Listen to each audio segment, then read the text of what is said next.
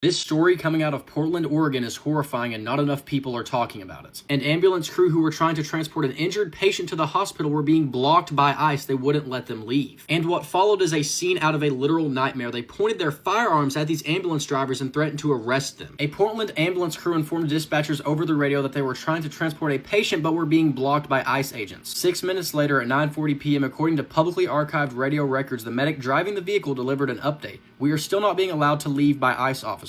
Two confidential incident reports obtained offer insights into what was going on inside the South Portland ICE facility at the time. The written accounts were filed by the ambulance crew members shortly after the incident, one to their employer and another one to a union representative. The two reports filed by different medical workers mirror each other's accounts and are consistent with publicly available audio recordings of emergency medical services radio communications, as well as 911 calls and dispatch reports obtained under public records law. They say that federal agents, in an effort to block the ambulance's departure, stood directly in front of the vehicle. As the delay went on, according to reports, the ambulance operator put the vehicle into park, causing it to launch forward very slightly. Federal agents did not like this at all, so they threatened to use their firearm and arrest the driver. The driver was terrified and asked why. An agent, according to the reports, responded that the driver had attempted to hit him with the ambulance. The driver writes, "I was still in shock. They were not only accusing me of such a thing, but crowding and cornering me in the seat, pointing and screaming at me, threatening to use their firearms and arrest me, and not allowing the ambulance to leave the scene." That's not only a violation of protocol, that's a violation of basic humanity. They refused to let this ambulance leave despite the fact they were carrying a patient in need of medical care. These actions don't protect anyone. They endanger both patients and emergency medical workers.